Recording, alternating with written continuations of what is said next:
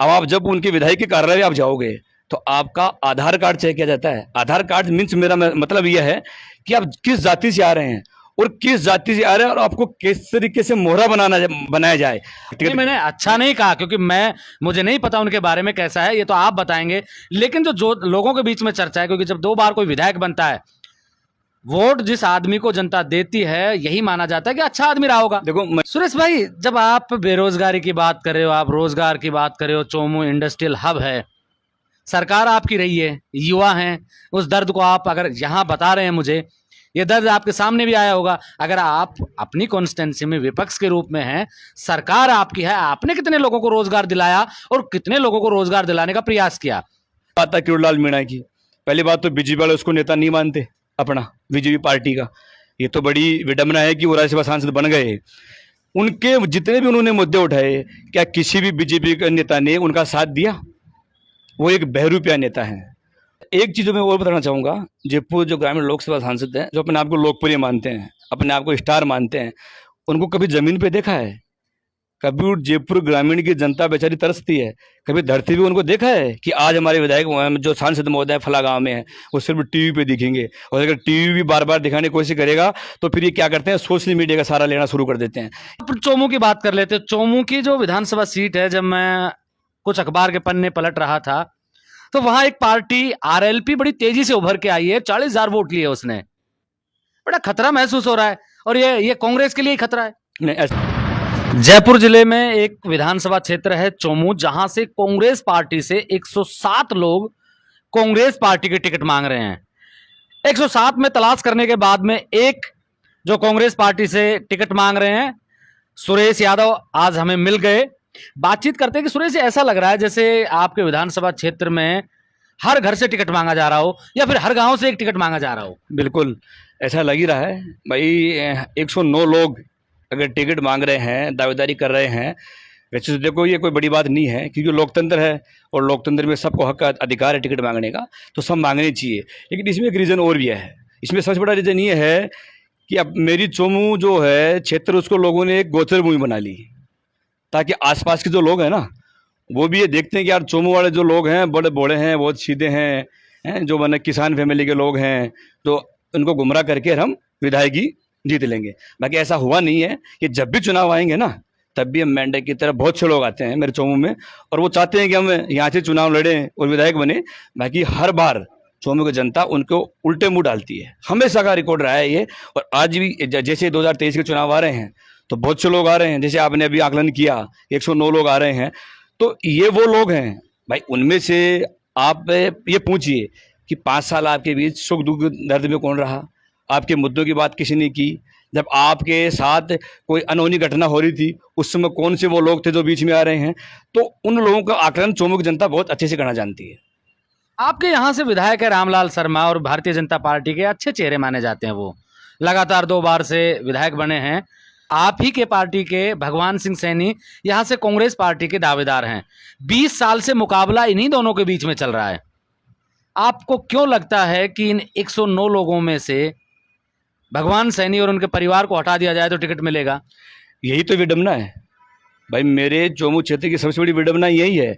आज 109 लोग दावेदारी जो कर रहे हैं, ये वही तो लोग हैं जो आक्रोशित हैं। इनमें से कम 20-30 लोग तो जो मेरे क्षेत्र के मूल हैं, उन लोगों में आक्रोश इस चीज़ का ही तो है कि यार हम कब तक एक लीड पीटते रहेंगे।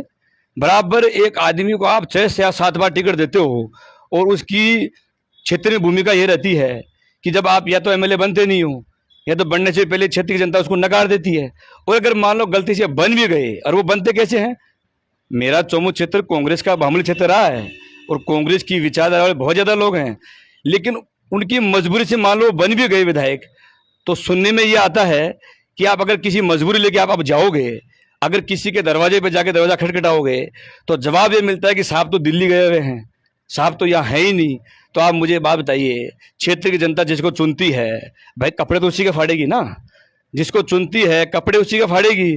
और जब कोई चुनाव आदि वहाँ नहीं मिलेगा, तो क्षेत्र की जनता जैसे चुनाव आएगा, 5 साल में एक ही तो मौका आता है जनता के पास में, और जनता उसका जवाब दे देती है। अब रही बात मेरे बीजेपी के विधायक की, आप कह रहे हैं कि लगातार 2 बार जीत गए और बहुत अच्छे विधायक हैं, मैं उनके नहीं, व्यक्तिगत मैंने अच्छा नहीं कहा, क्योंकि मुझे नहीं पता उनके बारे में कैसा है, ये तो आप बताएंगे।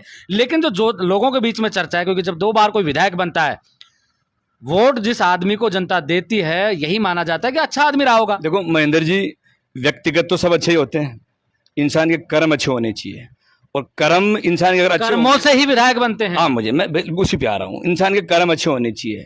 आपको मैं मेरे विधायक के कर्म बताऊं, जातिगत मुद्दा मेरे कभी चौम क्षेत्र में नहीं रहा। अगर किसी 2 मेजर कौम को लड़ाने का काम किया तो मेरे विधायक ने किया। अगर किसी मुद्दे की बात करने की कोई बात आती है और वहां अगर थाना तहसील हो गया, कोर्ट में केस चला गया, उसमें अगर विधायक का इन्वॉल्व जब तक नहीं होगा, जब तक कि उस केस में राजीनामा नहीं होगा।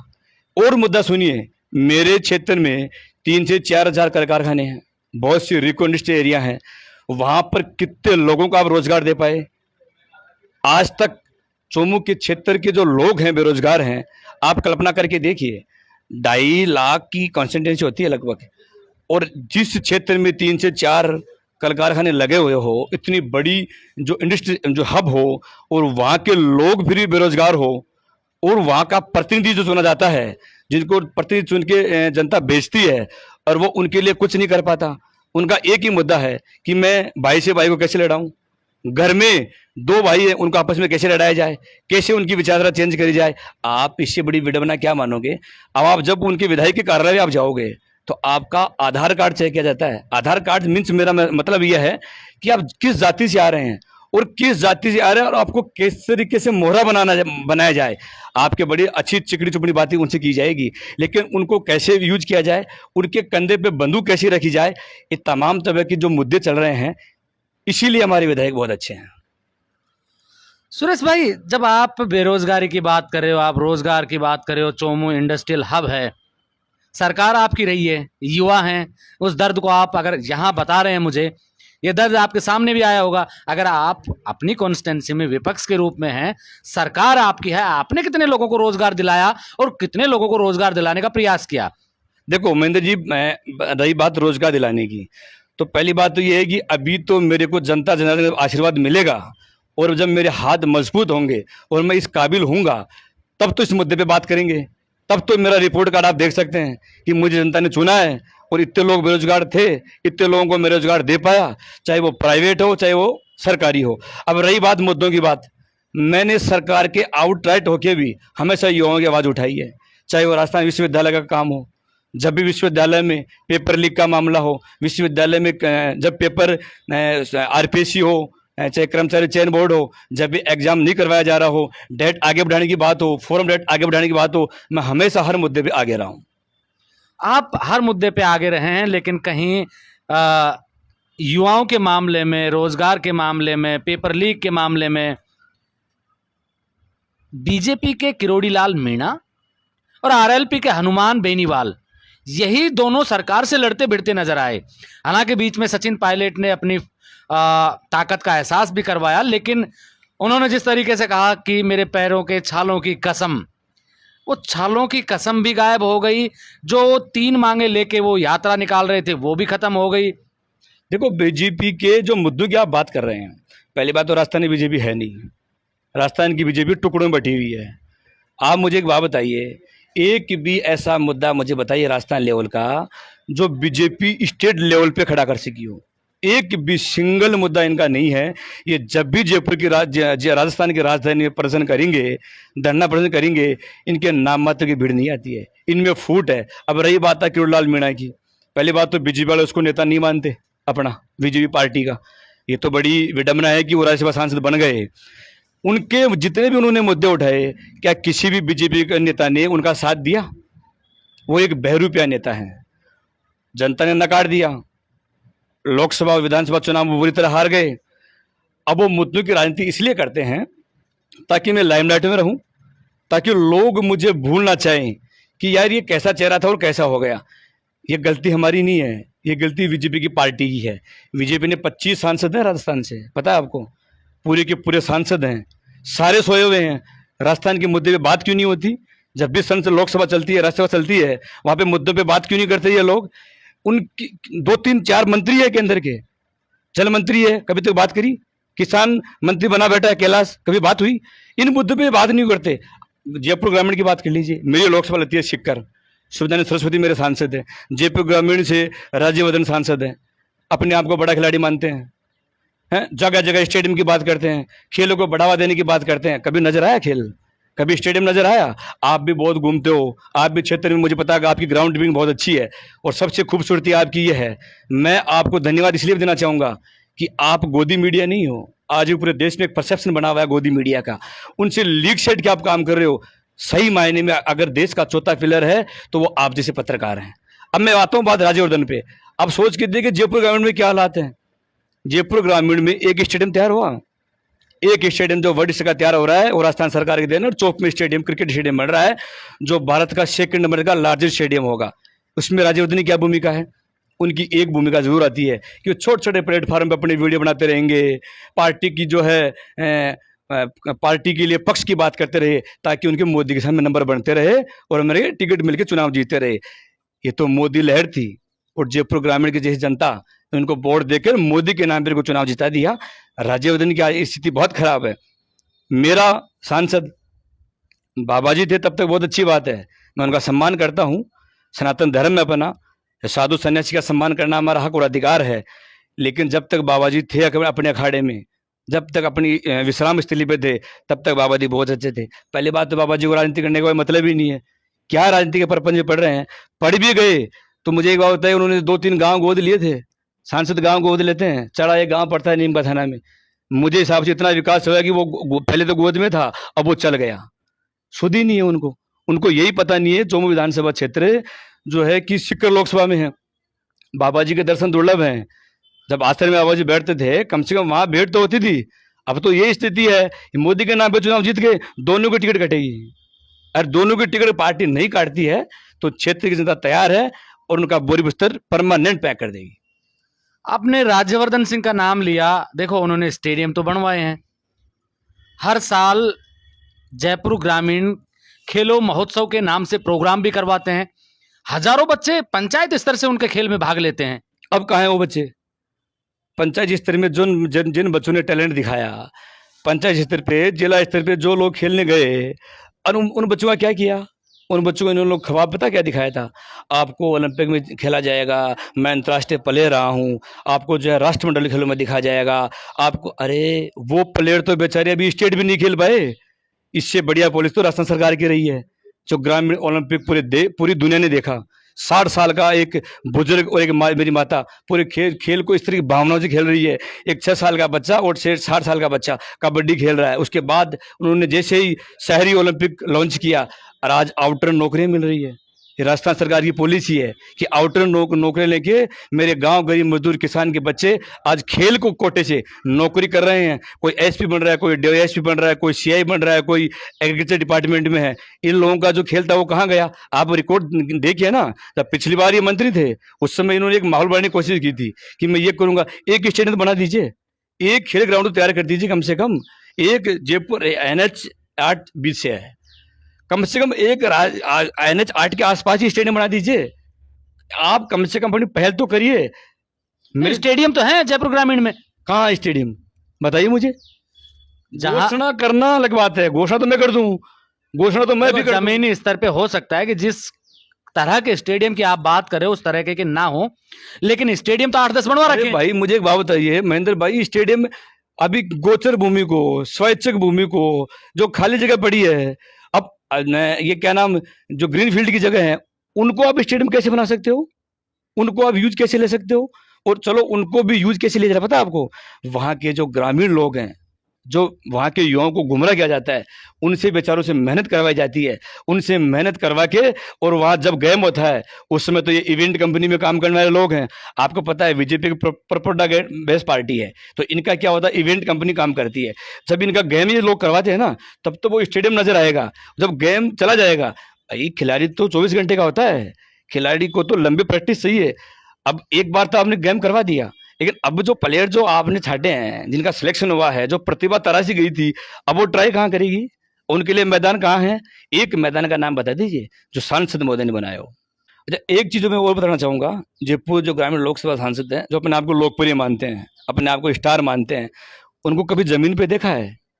कभी वो जयपुर ग्रामीण की जनता बेचारी तरसती है, कभी धरती पे उनको देखा है कि आज हमारे विधायक जो सांसद महोदय फला गांव में है वो सिर्फ टीवी पे दिखेंगे? और अगर टीवी भी बार बार दिखाने की कोशिश करेगा तो फिर ये क्या करते हैं, सोशल मीडिया का सहारा लेना शुरू कर देते हैं। यार वो लोग तो इस तरीके से हैं कि लोगों को उन्होंने टीम बना रखी है, बेरोजगार युवाओं को गुमराह करके बार बार सांसद ये कहता है कि मुझे दिखाइए। अब आप चोमू की बात कर लेते हैं। चोमू की जो विधानसभा सीट है, जब मैं कुछ अखबार के पन्ने पलट रहा था तो वहां एक पार्टी आरएलपी बड़ी तेजी से उभर के आई है, 40,000 वोट लिए उसने। बड़ा खतरा महसूस हो रहा है, और ये कांग्रेस के लिए ही खतरा है। नहीं, ऐसा कुछ नहीं है, आरएलपी से किसी को खतरा नहीं है। आरएलपी पार्टी, भाई साहब 40,000 वोटों को आप खतरा नहीं मानते क्या? मैं बता रहा हूँ ना, आप मेरे दो मेजर कौम है, जाट और यादव। आप सुनना, मैं जातिवाद की बात करता नहीं हूँ, लेकिन जातिवाद जब आप सवाल ऐसा कर रहे हैं तो मुझे मजबूरी से बोलना पड़ रहा है। दो विधायकों से त्रस्त, चाहे मेरा पूर्व एमएलए हो चाहे मेरा वर्तमान एमएलए हो, चोमू की जनता एक ये सोचती है कि यार अब तीसरा ऑप्शन या तीसरा विकल्प तो आए। तीसरा विकल्प आरएलपी नहीं है, तो वो ये सोचते हैं कि तीसरा कोई ऐसा बंदा तो आए जो कम से कम दोनों को डिफीट कर सके। ये लोग जातिवाद की राजनीति करते हैं, ये लोग भाई भतीजावाद की राजनीति करते हैं, ये लोग एक दूसरे को लड़ाने की राजनीति करते हैं, ये लोग मुद्दे की राजनीति नहीं करते हैं। तो इनका परिणाम ये हुआ कि जो मेजर कौम है, दोनों ने मिलकर तीसरे ऑप्शन को आगे करने की कोशिश की है। उसमें आरएलपी की कोई भूमिका नहीं है। आरएलपी की भूमिका अगर होती, अपने आप को बड़ा नेता मानते हैं, वो सांसद हैं, 3 विधायक हैं उनके, लेकिन जब मुद्दों की बात आती है, आपने उनका भाषा का स्तर देखा कैसे बोलते हैं? आप पार्टी चला रहे हो, क्षेत्रीय पार्टी चला के आप राजस्थान में अपने आप को प्रेजेंट करने की कोशिश कर रहे हो। अरे भाई, कम से कम आप सोबर तो रहिए। नहीं, मैं आपकी चोमू की बात कर लेता हूं। आप फिर लंबे चौड़े सांसदों पे चले जाते हैं, बड़े नेता बनेंगे वो ठीक है आप, लेकिन मैं ये जानना चाह रहा हूं कि आरएलपी का जो प्रदर्शन रहा, छुट्टनलाल यादव जो यहां से प्रत्याशी रहे, क्योंकि जब मैंने पता किया तो यहाँ बहुसंख्यक 2 कौम हैं, 2 जातियां हैं, अहीर और जाट। कांग्रेस और बीजेपी अगर दोनों ही कोई पार्टी इनमें से किसी को टिकट नहीं देती तो आरएलपी में 40,000 वोट आए हैं। क्या पता कि अब की बार आरएलपी यहां बाजी मार जाए, आप मुझे थर्ड फ्रंट के रूप में। मुझे एक बताइए महेंद्र जी, जैसे आपने जातिगत बात करी, अगर चुनाव जातियों पर ही होते हैं। अरे जातिगत होते हैं, अच्छी बात है, लेकिन चुनाव जो जाति की आप बात कर रहे हैं, अगर जाति की आप बात करोगे तो मेरा रामलाल शर्मा विधायक नहीं होता, भगवान साहब भी विधायक नहीं होता। क्यों नहीं होते? वहां तो मेजर कौम तो जाट और यादव है। ऐसा कभी होता ही नहीं ना। अगर जाति के मुद्दे पे बात होती तो कभी ये विधायक बन ही नहीं पाते। आज सबसे बड़ी वीडियो ना ये देखिए, अब ये तो दोनों पार्टी को सोचने की बात है, दोनों पार्टी को कितना हक दे पाती है, किस जाति को ये देना चाहिए। अब जैसे अलवर है, अलवर यादव की सीट बहुत सी विधानसभा सीट देते हैं, वहाँ के लोग थोड़े एडवांस हो गए। एडवांस होने का कारण ये रहा कि वो हरियाणा के नज़दीक हैं, तो हरियाणा का जो कल्चर है, क्योंकि वहाँ के लोग थोड़े एडवांस हैं, राजस्थान के लोग तो बहुत भोले भाले लोग हैं। अलवर में उन्होंने अपना हक और अधिकार छीन के लिया। मेरे चोमू और जयपुर ग्रामीण या सिक्कर के जो आसपास की विधानसभा क्षेत्र हैं, अब लोग जागरूक होने लगे हैं। अब लोगों को ये चीज़, क्योंकि पहले तो हमें समझाया ही नहीं गया, पहले तो हमें ये पता था कि हम बहुत अल्पसंख्यक हैं, यादव अल्पसंख्यक है, जाट, जो वाकई अपना अधिकार नहीं है। आप सोच के देखिए, कोटपुतली, विराटनगर, शाहपुरा, चोमू, श्रीमदपुर, नीमका थाना, ये तो 2 मेजर कौम हैं, इनकी सीटें हैं इनकी। लेकिन राजनीतिक ऐसी विडंबना रही है दोनों पार्टियों की कि ये आज तक कर ही नहीं पाई, लेकिन अब इनको एक करना पड़ेगा, इनकी मजबूरी है। मजबूरी ये है क्योंकि यहाँ के जो लोग हैं वो जान चुके हैं कि अपना हक और अधिकार हमें कैसे लेना है।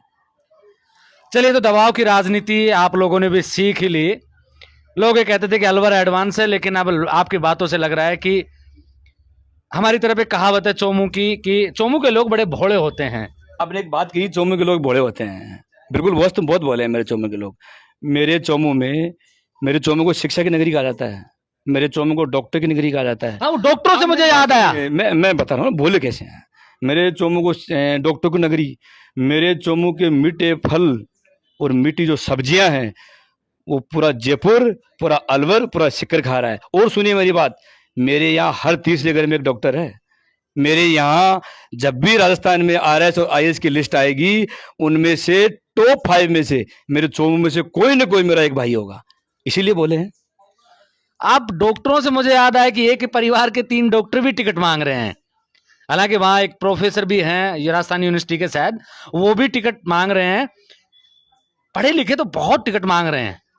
देखो इसमें मेरा वैसे मैं व्यक्तिगत तो क्या अब उन पे आरोप लगाऊं, लेकिन जैसे आपने कहा कि एक प्रोफेसर भी टिकट मांग रहे हैं। पहली बात तो ये है भाई, राजनीति वो लोग क्यों जाना चाहते हैं? सेवा करने के लिए, समाज के मूलभूत मुद्दों की आवश्यकता के लिए। तो वो तो आप जहाँ पढ़ा रहे हैं, जहाँ आपका टीचिंग स्थल है, आप वहाँ भी कर सकते हैं, वहाँ भी तो अपने मुद्दे की बात उठा सकते हैं। और शिक्षा जैसी आपको अगर पद्धति मिली हुई है, अगर उससे अगर बच्चों का भला नहीं हो पाया, तो मैं समझता हूँ क्षेत्र में जाके क्या भला करोगे। और अभी तो आपकी उम्र भी है, अभी तो सब नौजवान ही तो हैं। 109 जो मेरे मेले मरना चाह रहे हैं, सारे जवान नौजवान हैं। लेकिन कम से कम ये तो है ना, उनका विजन तो हो। अब 3 डॉक्टर की आपने बात करी है कि परिवार से, ठीक है, अच्छी बात है, लोकतंत्र है, लड़ सकते हैं, परिवार है, तीनों में कोई बात नहीं है। लेकिन विडम्बना ये देखो, अलग अलग पार्टी टिकट मांग रहे हैं। आप एक सोचिए भाई, चोमू की जनता बोली जरूर हो सकती है, लेकिन सोचने की और समझने की शक्ति इतनी कमजोर तो नहीं है कि वो आपस में, उनको जब ये पता है कि एक परिवार जब एक नहीं हो पा रहा, जब एक परिवार के लोग एक प्रतिनिधि नहीं चुन पा रहे कि यार हमारी तरफ से ये प्रतिनिधि है, तो वो चोमू का भला कर सकते हैं क्या? आप सोच के देखिए, वो लोग कैसे चोमू का भला करेंगे? ये तो चोमू की जनता ही बताएगी कि इस वो तरह की राजनीति आप कैसे कर पाओगे? 109 लोग हैं, आप अचानक चुनाव आते हैं, अचानक चोमू जैसी क्षेत्र में आके आप चुनाव लड़ने की कोशिश करते हैं। आप मुझे एक बात बताइए, भंडारा करने से, किसी को सोल बांटने से, है किसी को सिलाई मशीन देने से आप मतदाताओं को मतलब भिखारी मानते हो? आप उनको लालची मानते हो? आजकल नेता आप उनको पीआर प्रलोभन दे रहे हो। आप उनको- आजकल नेता पीआर कंपनी हार करके बैठे हैं। उनको पता है कि किस तरीके से जनता को लुभाया जाए। ये चुनावी मुद्दे हैं, सब जगह यही चल रहा है। महेंद्र जी, चुनावी मुद्दे हैं, पीआर कंपनी कितना ही काम कर लो, आपको ध्यान रखना, गूगल से रोटी डाउनलोड नहीं होती है। रोटी तो अपनी माँ बनाई खिलाएगी ना, तभी डाउनलोड होगी। और ये क्षेत्र की जनता है ना, ये बहुत एडवांस है। कितनी पीआर कंपनी 5 साल कहाँ गए थे, जब जनता को आप लूट रहे थे किसी माध्यम से, जब तरह तरह के आपने माध्यम लूटने के बना रखे हैं, उस लूटने के माध्यम से जब जनता का गला काट रहे थे आप, उस समय तो आपने सेवा याद नहीं आई। और जैसे आपके चुनाव नजदीक आए, आप 2 महीने पहले जो है कि चुनाव में खड़े हो गए। बहुत से ऐसे लोग हैं जो पिछली बार टिकट की दावेदारी कर रहे थे और 5 साल गायब रहे। जैसे ही टिकट कटा, हमारे सम्मानित नेता, हमारे महबूब नेता राहुल गांधी का उन लोगों ने पुतला जलाया और वो लोग आसपास की विधानसभाओं में विपक्षी पार्टी का प्रचार कर रहे थे। तब वो लोग कहाँ गए थे? तो उन लोगों से क्षेत्र की जनता और मेरी पार्टी बहुत अच्छे सवाल जवाब करेगी।